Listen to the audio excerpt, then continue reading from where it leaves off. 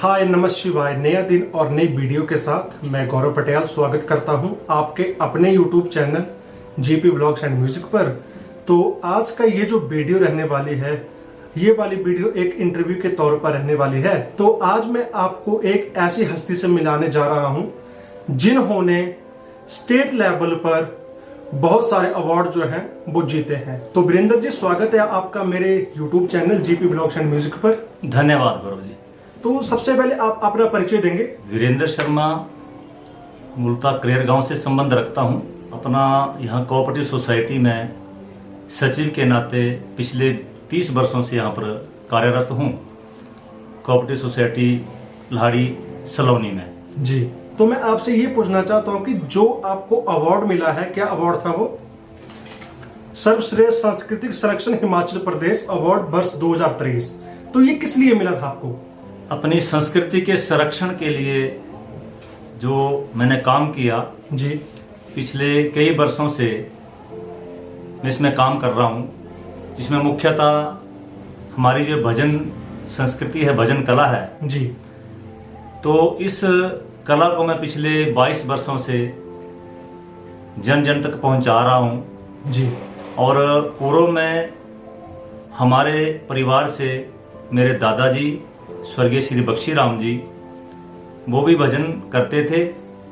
उन्होंने भी लगभग 40 वर्षों तक इस संस्कृति को संजो के रखा और गांव-गांव में जाकर के अपनी संस्कृति का प्रचार प्रसार किया। उनके बाद स्वर्गीय चाचा श्री भागचंद जी, उन्होंने भी लगभग 30 वर्षों तक इस संस्कृति को जो है वो आगे बढ़ाने का काम किया। भजनों के माध्यम से वो भी गांव-गांव में जाकर के कार्यक्रम करते थे। और फिर पिछले 22 वर्षों से मैंने भी अपनी इस पारिवारिक जो एक कला चली आ रही है, इस कला को अपने पूर्वजों के आशीर्वाद से आगे बढ़ाने का प्रयास किया और अपने पूर्वजों व भगवान भोलेनाथ की कृपा से इस कला में मैं हिमाचल प्रदेश के 5 जिलों में जाकर के कार्यक्रम करता आ रहा हूँ जी, जिसमें हमीरपुर, बिलासपुर, मंडी, ऊना का कुछ भाग व कुछ भाग कांगड़ा का, इन 5 जिलों में मैंने अपनी पुरातन संस्कृति, पुरातन कला जो है, इसको आगे बढ़ाने का प्रयास किया और लोगों के द्वारा हमें रात्रि के कार्यक्रमों के लिए, भजनों के लिए बुलाया जाता है। इस प्रकार से पिछले 22 वर्षों से लगातार मैं इस कला को जिंदा रखने का व आगे बढ़ाने का प्रयास कर रहा हूँ और इस ही कला के लिए प्रमुखता से एवं इसके साथ साथ मैंने जो अपनी सनातन के लिए, अपनी संस्कृति के लिए या समाज में अपनी जो इस धरोहर है, इसको बचाने के लिए कई तरह के प्रयास किए। तो लगभग 1 वर्ष में हम 100 के आसपास कार्यक्रम कर देते हैं। शुरू के वर्षों में थोड़ा सा ये काम कम था, 20, 25, 30, 40, 50 ऐसे कार्यक्रम 1 वर्ष भर में हमने किए, लेकिन वर्तमान में ये काम ज़्यादा बढ़ गया है और लोगों की भी इस संस्कृति को सुनने की, भजनों को सुनने की रुचि जो है वो दिन प्रतिदिन बढ़ती जा रही है। इस ही कला को आगे बढ़ाने के लिए मुझे मई 2023 में राज्य स्तरीय पुरस्कार प्राप्त हुआ। हिमाचल प्रदेश में सर्वश्रेष्ठ संस्कृति संरक्षक, ऐसा पुरस्कार 2023 का मुझे दिया गया। इसके लिए मैं अपने जो संस्था है जिन्होंने मेरा चयन किया, दिव्या हिमाचल के बैनर तले ये कार्यक्रम हुआ और उन्होंने इसके लिए हमारा चयन किया। वह वर्तमान में हिमाचल प्रदेश के उप मुख्यमंत्री मुकेश अग्निहोत्री जी एवं मुख्य संपादक दिव्या हिमाचल सोनी जी और अन्य गणमान्य व्यक्तियों, जिनमें कई सेलिब्रिटीज आए थे, उनके द्वारा मुझे हिमाचल प्रदेश में सर्वश्रेष्ठ संस्कृति संरक्षक 2023 का पुरस्कार भी प्रदान किया गया। जी, जैसा कि आपने बात की कि मैंने भी अपने दादा और चाचा जी की जो एक कला थी मैंने उसको आगे बढ़ाया, तो मैं आपसे ये पूछना चाहता हूँ कि आज की डेट में आप सचिव हैं, तो उस टाइम जो आप सचिव थे तो ये काम आपने सचिव से पहले किया था कि जब आप इस पोस्ट पे बैठ गए उसके बाद ही ये काम आपने शुरू किया था? नहीं, ये काम मैंने बाद में शुरू किया। मैं इस कोऑपरेटिव सोसाइटी में 1993 से कार्यरत हूँ जी। तो ये जो भजनों का काम मैंने शुरू किया ये वर्ष 2001 से शुरू किया है जी। उससे पूर्व 10 वर्ष मैं यहाँ पर काम कर रहा था। तो ऐसे ही मतलब एक मन में वो पता नहीं कैसे वो लौ जगी कि शायद हमारे पूर्वजों के द्वारा जो हमारे जीन्स में ही वह बात आई हो, और ऐसा मन में विचारा है कि मैं भी इस कला को थोड़ा आगे बढ़ाऊं। तो जैसा कि आपने जो कार्यक्रम भजन का शुरू किया तो ये आपने अपने दादाजी और चाचा जी से सीखा था कि देख देख के आपके जो मन में ये, तो वो क्या बात है, जरा आप उस पर विचार डालेंगे तो ज्यादा बेहतर रहेगा। इसमें तो मैं कह सकता हूँ कि मेरा वो दुर्भाग्य रहा जब हमारे दादाजी एवं चाचा जी कार्यक्रम करते थे तो उस वक्त मैंने इस और कोई भी ध्यान नहीं दिया था जी। लेकिन उसके बाद ही ये सारा सीखा मैंने, जैसे जैसे जहाँ जहाँ भी मुझे इसके लिए थोड़ा प्रयास करना पड़ा, जाना पड़ा, तो वहाँ से मैंने इसको सीखा। और मुख्यतः जो मुझे ये शिक्षा मिली तो उन्हीं के जो कुछ पुरानी किताबें थी उनको पढ़ करके फिर मैंने आगे इसको बढ़ाया। तो आपका कोई ट्यूटर नहीं है, आपने खुद ही इसको सीखा क्या बोलते पूरा किताबों के माध्यम से कि कोई था? नहीं, मैंने इसको स्वयं ही अपने ही विवेक से सीखने का प्रयास किया और आगे बढ़ा। ठीक है, तो आप कुछ हमें सुना सकते हैं अपने भजन के रूप में कुछ एक, चाहे वो भजन हो चाहे वो कोई भी गीता हो, कुछ भी आप अपने इससे। तो सबसे पहले जब भी आप ये गाना गाएंगे, जो भी आप भजन गाएंगे, तो सबसे पहले जो आपके पास इंस्ट्रूमेंट है इनके बारे में भी थोड़ी सी जानकारी दें तो ज्यादा बेहतर रहेगा। हाँ, ये जो हमारे इंस्ट्रूमेंट हैं इसको एक तारा बोलते हैं जी। तो ये किससे बना होता है, जरा इसके बारे में थोड़ा बताएंगे तो? और लोकल भाषा में इसको तुम्बा भी कहते हैं जी। तो ये जो तुम्बा है ये घिये से बनता है। घिया?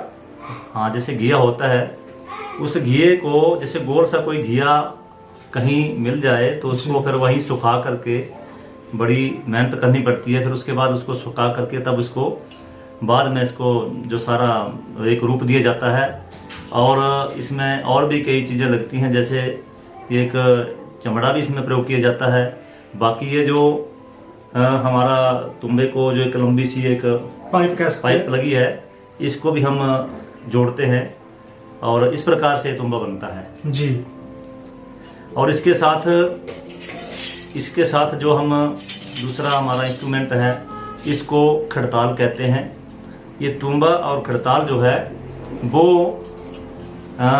मुख्य जो भजनों का मुखिया होता है वो इन दोनों चीज़ों को बजाता है साथ में।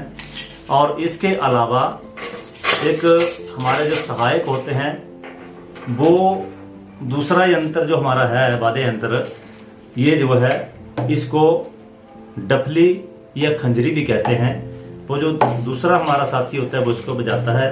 और हम अगर 3 साथी हों तो तीसरे साथी के पास कंसियाँ या ऐसी खड़तालें ही वो उनको दी जाती हैं, वो बजाते हैं उनको। जी, जैसे मैं आपसे ये पूछना चाहता हूँ, जैसे आजकल जागरण वगैरह चले हैं तो उनमें कम से कम 7-8 लोग जो हैं वो होते हैं, तो आपके भजनों में कितने लोग आपके साथ जाते हैं जो आपके सहयोगी होते हैं?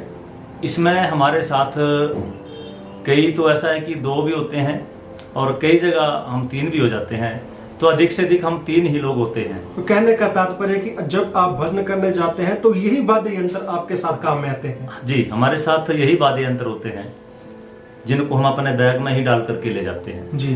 तो मैं आपसे ये पूछना चाहता हूँ कि आजकल लोग जो है वो भजन सुनना ज्यादा पसंद क्यों नहीं करते? इसका कोई विशेष कारण? आजकल मैंने देखा है कि जब भी होगा कोई जागरण है जी, जागरण है, भंडारा है, जागरण है, तो कभी हमने सुना नहीं कि भजन है। हाँ, एक बात है, आज से कम 2014 9 साल पहले की बात है, तो हमारे ताया जी ने एक भजन वाले किए थे, शायद से यहीं से बिलासपुर से थे, तो मैंने उस टाइम उनको पहली बार सुना था। तो मतलब ये वाली जो संस्कृति है ये क्यों लुप्त हो रही है? लोग जागरण के प्रति ही क्यों ज्यादा आकर्षण रहते हैं? ये जो हमारे भजन हैं, इन भजनों को सुनने के लिए पहले इनको समझना बड़ा जरूरी होता है जी।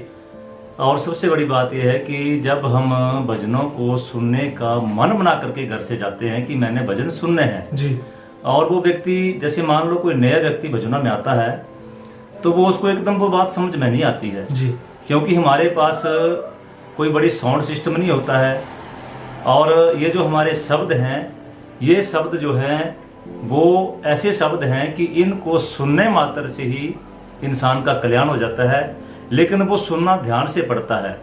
अब हम इसको कहते हैं शब्द निर्वाण। तो शब्द निर्वाण, निर्वाण का जो अर्थ है वो निर्वाण को अगर हम दूसरी भाषा में इसका शाब्दिक अर्थ निकालें तो इसको कहते हैं मोक्ष। निर्वाण का मीन्स मोक्ष है। और बुद्धिज्म जो है, बौद्ध लोग जो हैं वो इस निर्वाण को मोक्ष ही कहते हैं। तो इस प्रकार से हमारा जो शब्द निर्वाण चलता है पूरी रात, ये ऐसा नहीं है कि वो जगराते की तरह इसमें तालियां बजाई और नाचे और बस अपना चलता रहा काम। हम इस कला को आगे बढ़ाने का प्रयास कर रहे हैं दिन रात। और इसमें जो बैठने वाले लोग होते हैं ज़्यादातर, हाँ इस वक्त हमारी जो समाज में एक हम देख रहे हैं कि युवा वर्ग जो है वो भजनों में कम बैठता है जी। और जो पुराने लोग हैं जिन्होंने भजन सुने हैं, ये भजन जो है वो आदि अनादि काल से चलते आ रहे हैं। जब ना कोई जगराते होते थे, ना कोई और साधन होता था लोगों के पास बैठने के लिए, ज्ञान गोष्ठी करने के लिए, तब ये जो हमारी पुरानी कला है, इसी कला के माध्यम से लोग पूरी रात बैठते थे, ज्ञान गोष्ठी होती थी, उनका मनोरंजन होता था। बाकी चीजें सभी बाद में आई, लेकिन ये जो सत्य है, इस सत्य को कहते हैं कि ज्यादा दिन तक छुपाया नहीं जा सकता है जी। ये अटल है। ये जो निर्वाण है ये चलता आ रहा है, आदि अनादि काल से चलता आ रहा है। इससे पूर्व भी हम देखें तो जैसे नारद जी ने भी इसी वीणा से, इसी तुम्बे से और इन्हीं खड़तालों के द्वारा जन जन को संदेश दिया है। तो इस करके आगे वाली पीढ़ी से ये निवेदन करूंगा कि वो कम से कम भजनों में आकर के ये मन में धारण कर लें कि मैंने आज एक रात भजनों में लगानी है, तभी उनको वो पूरी तरह से बात समझ में आती है। और जिसको बात समझ में एक बार आ गई, फिर चाहे 50 किलोमीटर दूर ही भजन क्यों ना हो, वो लोग वहां पर पहुंच जाते हैं आकर के। जी। तो जैसा मैं आपको एक बात बताता हूँ, जैसे आजकल जागरण होते हैं, ठीक है, जागरण शुरू होते हैं गणेश वंदना से, ठीक है जी। जागरण 2 बजे तक होगा, फिर 2 बजे के बाद तारारानी की कथा लगती है। तो इसमें भजनों का क्या प्रारूप है, कहाँ से शुरू होते हैं और कैसे इनका समापन होता है, तो इसके बारे में आप प्रकाश डालें। वंदना हमारी भी गणपति से ही शुरू होती है जी, क्योंकि हमारे गणपति जो हैं वो एक आदि देव से उनको जाना जाता है प्रमुखता से। कोई भी काम हम शुरू करते हैं तो सबसे पहले गणपति की ही वंदना की जाती है जी। ऐसा ही हम भजनों में भी करते हैं जी। हमारी जो स्टार्टिंग होगी वो गणपति वंदना से होगी जी। उसके बाद हम माता की भेंट गाते हैं जी। चाहे भोले शंकर की कोई भेंट गा दें जी। इस प्रकार से हम अपने देवी देवताओं से ही अपने कार्यक्रम की शुरुआत करते हैं जी। उसके उपरांत जो है हमारा कार्यक्रम जैसे जैसे आगे बढ़ता जाता है तो हमारे समय समय के अनुसार राग होते हैं जी। ऐसा नहीं है कि जो हमने एक बार शुरू कर दिया वही पूरी रात चलेगा जी। इसमें 1 घंटे का राग अलग होगा इसको टाइम का राग कहते हैं जो जगराते वाले नहीं कर सकते हैं ऐसा जी। वो सिंगल इसमें चलते हैं लेकिन भजनों का ये है भजनों में विशेषता है कि हम समय समय के अनुसार अपना राग बदलते रहते हैं जी। इसमें 6 राग हैं 36 रागनियां हैं जी। इस प्रकार से हम समय समय के अनुसार उन रागों को पूरी रात चलाते हैं जैसे राग कल्याण हो गया राग बागेश्वरी हो गया उसके बाद सोरठ हो गया उसके बाद अपना योग चलता है फिर भ्यागड़े चलते हैं और अंततः सुबह के समय जो है वो कई बार हल्की फुल्की कहानी के लिए भी लोग कह देते हैं तो वो भी चलती है अन्यथा जो सुनने वाले लोग हैं वो शब्दों को ही सुनना पसंद करते हैं और शब्दों के द्वारा ही पूरी रात भगवान का गुणगान किया जाता है और ये जो शब्द हैं ये हमारी काया का ही सारा हाल बताते हैं हमारे शरीर का ही जो शोधन किया है संतों ने महात्माओं ने और इस शरीर के अंदर क्या क्या उन्होंने देखा उस शरीर के जो अंदर उन्होंने भांपा देखा अनुभव किया उन्हीं चीजों को हम लोगों में शब्दों के माध्यम से पेश करते हैं जो उन ऋषि मुनियों के द्वारा खोज की गई हैं और शब्द निर्माण सुनने से हर एक आदमी का भला होता है। कहते हैं कि माँ पार्वती को भगवान भोलेनाथ ने भी अमर कथा के रूप में यही शब्द जो है वो सुनाए थे। अंततः हमारा जो कार्यक्रम सुबह समाप्त होता है वो भगवान श्री कृष्ण की आरती के द्वारा समापन इसका किया जाता है। जी, तो जैसा कि मैंने अभी थोड़ा दिन पहले आपके व्हाट्सएप स्टेटस देखा कि आप एक यात्रा कर रहे थे, कांवड़ यात्रा, तो उसके बारे में थोड़ा प्रकाश डालेंगे कि वो आपने कब से शुरू की और आप उसमें कब से वो पूरी तरह से अटैच हो गई, तो वो क्या है इसके बारे में मुझे भी नॉलेज नहीं है और एक बार ऑडियंस भी जान ले तो ज्यादा बेहतर रहेगा। कांवड़ यात्रा का जो हम कहें तो हमारे क्षेत्र में हमारे गांव से 1999 में इसकी शुरुआत हुई थी। इस क्षेत्र में सबसे पहले हमारे गांव से ही लोगों ने वो शुरुआत की जी। 1999 से यात्रा हमारी चल रही है। उसमें हमारे गांव से हर वर्ष कांवड़ यात्रा के लिए लोग हरिद्वार जाते हैं और हम भी जुड़े हैं इसमें, तभी से जुड़े हैं। बीच बीच में शायद कुछ एक वर्षों तक कुछ ऐसी परिस्थितियां रही जिसमें हम बीच में यात्रा ना कर पाए, लेकिन 4-5 सालों को निकाल दे तो हम भी कंटिन्यूस में चल रहे हैं। और ये जो यात्रा है इसका बहुत ही महत्व है। जब भगवान भोलेनाथ ने समुद्र मंथन के द्वारा निकला हुआ विष पान किया तो उस विष पान से उनके शरीर में उष्णता आ गई। उष्णता आने के कारण वो तांडव करने लगे और सारी सृष्टि जो थी कांपने लगी। तभी सभी देवी देवताओं ने विचार किया कि क्या किया जाए, भोलेनाथ को किस प्रकार से शांत किया जाए। तो ये निष्कर्ष निकला कि कांवड़ जल जो है वो भगवान भोलेनाथ को चढ़ाया जाए तो इनकी जो उष्णता है वो शांत होगी। और इससे पूर्व में जो हमारे पौराणिक कथाएं या उसमें हमने पढ़ा है कि भगवान परशुराम ने गंगा जल उठा करके सीधा भोले शंकर का जल अभिषेक किया था, रास्ते में कहीं नहीं रुके थे।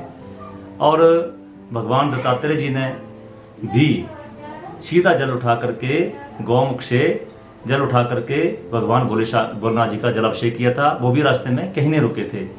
और रावण ने भी ये कांवड़ जल जो था वो भगवान भोलेनाथ को सीधे ला करके चढ़ाया था। हम अपने घरों से जब जाते हैं तो हम बस में जाते हैं, लेकिन वापसी का जो हमारा हरिद्वार से चाहे गौमुख से भी हम यात्रा करके आए हैं, ज़्यादातर हरिद्वार से करते हैं। तो हरिद्वार से हम पैदल चलते हैं जल भर करके गंगा मैया की वहाँ पर स्नान करने के उपरांत हम कांवड़ ले करके उसमें कांवड़ जल डालते हैं और पूरा जो हमारा रास्ता है वो पैदल ही तय होता है। लगभग 450 किलोमीटर का सफ़र जो है हम 11-12 दिन में या 13 दिन में इसको पूरा करते हैं। और रास्ते में आते आते कई प्रकार के अनुभव होते हैं। जैसे एक लंबा सफ़र है और इस सफ़र में हमें नित्य प्रति चलना होता है, तो लगभग 40 किलोमीटर की एवरेज जो है वो रोज की रहती है जी। इसमें चलना ही पड़ेगा, चाहे आंधी हो, तूफान हो, बारिश हो, धूप हो।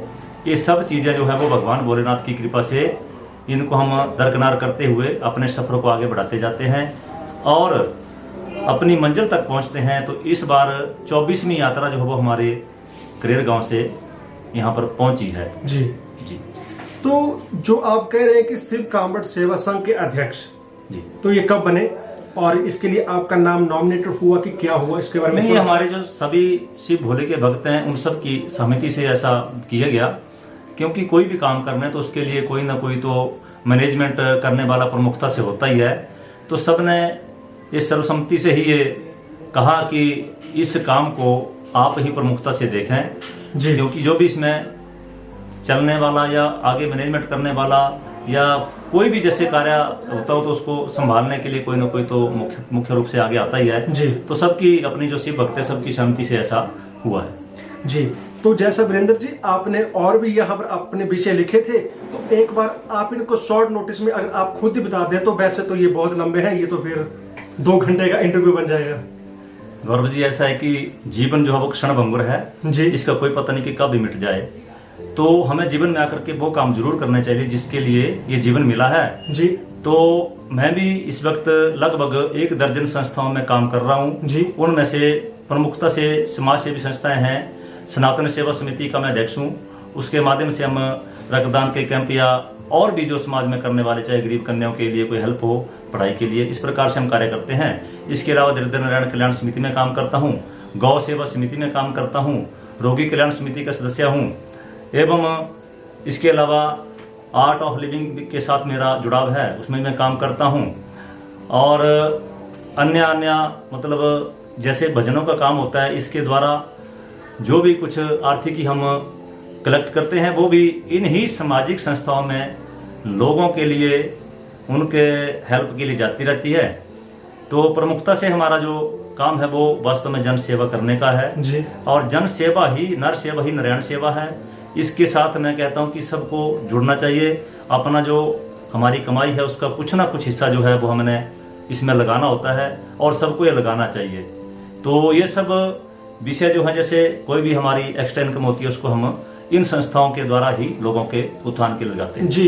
तो आपने यहाँ पर एक और चीज लिखी है कि खंड कार्यवाह में जरिए क्या है? मैं राष्ट्रीय स्वयंसेवक संघ का कार्य करता हूँ जी। और गत लगभग 30 वर्षों से स्वयंसेवक हूँ। 15 वर्षों से मैं सक्रिय कार्यकर्ता के रूप में काम कर रहा हूँ, जिसमें अभी मेरे पास जो दायित्व है, इससे पूर्व में मैंने और भी कई दायित्व निभाए। जिला में संस्कृति प्रमुख का दायित्व रहा, भोटाखंड में प्रचार प्रमुख भी रहा और सहखंड कार्यवाह भी रहा। जैसे संगठन का आदेश होता है उसके उपरांत मुझे बिजली में यहाँ पर काम करने के लिए भेजा गया। तो गत 6 वर्षों से मैं यहाँ पर खंड कार्यवाह के नाते काम कर रहा हूँ, जिसमें हमारे संगठन का जो भी रहता है उसके हिसाब से हम काम करते हैं। अपने समाज के लिए, अपनी संस्कृति के लिए और अपने देश के लिए हमारा जो संगठन है वो प्रमुखता से काम करता है। देश, समाज, संस्कृति हमारे मुख्य बिंदु रहते हैं। जी। तो आप हमें क्या सुनाएंगे अपने भजनों के जरिए से? भजनों में तो वैसे बहुत सारे भजन हैं। नहीं, हमें तो पता भी नहीं है, मतलब हम जो आप सुनाएंगे हम तो वो सुन लेंगे, लेकिन जो एक विशेष रूप से होता है कि नहीं ये बहुत अच्छा है और लोग इसको ज्यादा प्यार देते हैं, तो उसको आप हमारे साथ साझा करें तो ज्यादा सही रहेगा। वैसे तो हमारा जो कार्यक्रम वो टोली में रहता है, लेकिन अगर आप कह रहे हैं तो चलो मैं थोड़ा सा प्रयास करता हूँ अकेले गाने का। जी। अन्यथा हमारा कार्यक्रम जैसे टोली के रूप में चलता है जी। तो मैं एक ऐसा भजन आपको सुनाऊंगा जी। जो एक ऐतिहासिक भजन है, जिसका बहुत महत्व है। अपने धर्म के लिए जिन लोगों ने कुर्बानियां दी, उनकी कुर्बानियों को किस प्रकार से आगे मैंने भी अपने एक भजन के द्वारा वर्णित किया है। तो इसमें जो प्रमुखता से रहता है वो ये है कि अपने धर्म के बचाने के लिए हमारे वीर योद्धाओं ने बहुत सारी कुर्बानियां दी। उनमें से ही एक किस्सा जो है वो मैंने भाई मतीदास का बनाया है। भाई मतीदास जी ने दिल्ली में चांदनी चौक में जाकर के अपना बलिदान दिया, किस लिए? अपने धर्म को बचाने के लिए। उस वक्त का जो समय था वो मुगलों का राज था और औरंगजेब जो था वो एक इस हमारे देश का शासक था और काफ़ी अत्याचार जो है वो भी हिंदुओं के ऊपर किए गए। तो उसी कड़ी में जैसे अत्याचार बढ़ते गए तो हिंदू भाई इकट्ठे होकर के एक मंत्रणा करते हैं और गुरु तेग बहादुर जी के पास जाते हैं, जो नवे गुरु हुए। और गुरु तेग बहादुर जी, भाई मतीदास जी, सतीदास जी और दयालाराम जी, ये सब मिलकर के दिल्ली में उस दरबार में जाते हैं और अपनी फरियाद रखते हैं कि आप जो हमारे लोगों का धर्म परिवर्तन करवा रहे हैं तो कृपया इस काम को बंद कर दीजिए और हमें अपने धर्म में स्वतंत्रता से रहने दीजिए। लेकिन उन्होंने फिर इन सब को बंदी बना लिया। बंदी बनाने के उपरांत जो है इन सब की हत्या कर दी गई। तो कैसी कैसी निर्मम हत्या उस वक्त हुई कि गुरु तेग बहादुर जी का शीश काट दिया गया, दयालाराम जी को गर्म कड़ाहे में डालकर उनको जिंदा जलाया गया और सतीदास जी के शरीर के ऊपर रुई लपेटी गई और रुई लपेटने के बाद तेल छिड़का गया, मिट्टी का तेल छिड़क करके आग लगा दी गई और उनको भी जला दिया गया। और भाई मतीदास जी के साथ जो घटना घटी वो बहुत ही मार्मिक है, हृदय विदारक है। उनको चांदनी चौक के बीच में फट्टों के साथ बांधा गया और उनके शीश के ऊपर आरा चला करके उनको जान से मार दिया गया। तो उस ही कड़ी में मैंने भी एक भजन तैयार किया है जी कि किस प्रकार से उन वीर योद्धाओं ने अपने धर्म को बचाने के लिए कुर्बानियां दी। तो मैं थोड़ा सा आपके समक्ष पेश करता हूँ। जी।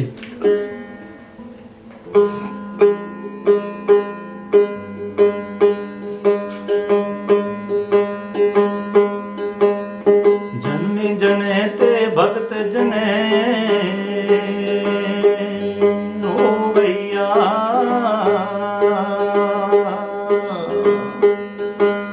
दातल चतरा सूर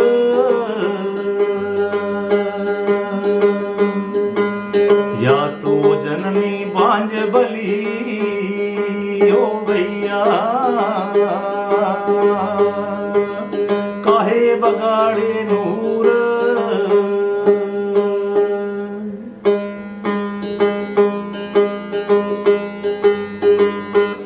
चौंक चांदनी ते जाके राम नाम नू दया के, चौंक चांदनी ते जाके राम नाम नू दया के लाया, मती दास गज के जयकारा, हौले हौले चीरिया तीस नू, हौले हौले चीरिया तीस नू, हारा लगदा जलाता बड़ा प्यारा, हौले हौले चीरिया तीस नू, हौले हौले चीरिया तीस नू। जाली मन सूर मैनू फटिया ते बन्निया, जल मन सूर मैनू फटिया ते बन्निया, इंज दी न डोलिया उंज दी न मन्निया, नौवें बादशाह दा तकिया सहारा, हौले हौले चीरिया तीस नू, हौले हौले चीरिया तीस नू, हारा लगदा जलाता बड़ा प्यारा, हौले हौले चीरिया तीस नू, हौले हौले चीरिया तीस नू। कहंदा मैनू तुम्बा तुम्बा करके उड़ा दे तू, कहंदा मैनू तुम्बा तुम्बा करके उड़ा दे तू, मुख मेरा गुरु बल नू घुमा दे तू, मुख मेरा गुरु बल नू घुमा दे तू, बैठा पिंजरे च सिर जनहारा, हौले हौले चीरिया तीस नू, हौले हौले चीरिया तीस नू, हारा लगदा जलाता बड़ा प्यारा, हौले हौले चीरिया तीस नू। चुकिया जलादा आरा कैड़ा दिल करके, चुकिया जलादा आरा कैड़ा दिल करके, धरती ने भूप मारी हौका जे अबर के, धरती ने भूप मारी हौका जे अबर के, अंबरान खूना दा फुहारा, हौले हौले चीरिया तीस नू, हौले हौले चीरिया तीस नू, हारा लगदा जलाता बड़ा प्यारा, हौले हौले चीरिया तीस नू। होनी सी होई ओ तां बरती अखीर नू, होनी सी होई ओ तां बरती अखीर नू, जल मन करता दो फाड़ के शरीर नू, जल मन करता दो फाड़ शरीर नू, रोंदा वीरेंद्र हिंदू जग सारा, हौले हौले चीरिया तीस नू, रोंदा वीरेंद्र हिंदू जग सारा, हौले हौले चीरिया तीस नू, हौले हौले चीरिया तीस नू, हारा लगदा जलाता बड़ा प्यारा, हौले हौले चीरिया तीस नू। तो वाह क्या बात है, बहुत बढ़िया लगा हमें आपका भजन सुनकर। तो मैं आपसे एक बात पूछूंगा कि अगर कोई आपको भजनों के लिए बुलाना चाहता है तो आप क्या चार्जेस जो हैं वो अडॉप्ट करते हैं, इसके बारे में आगे थोड़ा सा आप अपने विचार डाल दें। वैसे हमारे द्वारा ऐसा कोई चार्जेस फिक्स नहीं किए हैं इसके जी। लेकिन अक्सर आजकल सभी को पता ही है कि कोई भी जैसे किसी भी काम को करता है तो उसमें कुछ ना कुछ मेहनत आना तो देना ही पड़ता है जी। जैसे लोग जगराते भी करवाते हैं तो जगरातों के जो खर्चा आता है वो भी काफी होता है जी। कोई 20,000, कोई 25,000, कोई 50,000 अलग हाँ, 20 से ऊपर ही होते हैं, ऊपर ही होता है जी। लेकिन हमारा जो ये कार्यक्रम होता है इसमें इतना खर्चा नहीं रहता है जी। इसमें हम मांगते भी कुछ नहीं है लेकिन ऐसा होता है कि जैसे एक रात का जो कार्यक्रम है उसमें हम 3 आदमी रहते हैं जी। तो लगभग हमें इसमें सुबह तक कई जगह 8-9 हज़ार या 10 हज़ार या 12 हज़ार 15 हज़ार इतना मतलब कभी बन जाता है तो हम बड़ी मांग नहीं करते हैं इसमें। अगर कहीं कमी रहती है तो वो सुबह जो भजन करवाने वाले मालिक होते हैं वो स्वतः ही अपने हिसाब से हमें कोई 5100 दे रहा है, कोई 4100 दे रहा है, कोई 3100 दे रहा है, इस प्रकार से वो अपने आप दे देते हैं। बाकी हमारा कोई इसमें बड़ा फिक्स चार्ज नहीं है क्योंकि हमने अपनी संस्कृति को भी जिंदा रखना है जी। और इस कला को भी आगे बढ़ाना है तो हर चीज जो पैसा ही नहीं होती है। जी। तो मैं आपको ये बताना चाहता हूँ कि ये जो है ये भजनों के बहुत बड़े महान कलाकार हैं, तो आप अपना नंबर मेरे YouTube के माध्यम से अगर आप दे दें। से मैंने अपना एक चैनल भी बना रखा है जी। वीरेंद्र शर्मा भजन के नाम से YouTube के ऊपर मेरा चैनल है। हाँ, उसमें भी मैंने कोई 30-32 के आसपास वीडियो डाली हैं तो जो भजनों के प्रेमी लोग हैं वो वहाँ से भी सुनते रहते हैं। बाकी मेरा नंबर जो है वो 94 181 54 217 जी। 94 181 54217 ये नंबर है और दूसरा नंबर है 98 161 55 217 जी। जी। तो अगर आप किसी को भी अपने घर में भजन करवाना हो तो आप इन नंबरों पर संपर्क कर सकते हैं और जो भी पैसों की बात है वो तो आपने इसी इंटरव्यू में सुन लिया। तो वीरेंद्र जी आपका बहुत धन्यवाद अपना कीमती समय हमें देने के लिए। बहुत धन्यवाद गौरव जी। ठीक है जी। तो नमस्कार मित्रों, तो आज के इंटरव्यू में इतना ही। अगर आपको इंटरव्यू पसंद आया होगा तो इंटरव्यू को like, share, comment and subscribe जरूर करें और इनका खुद का चैनल है तो उसे भी एक बार वॉच आउट कर लें। अगर आपको अच्छा लगेगा तो आप जरूर उसको लाइक भी कर सकते हैं, सब्सक्राइब भी कर सकते हैं। तो धन्यवाद। जय बोले शंकर, लेट्स रॉक। जय बोले।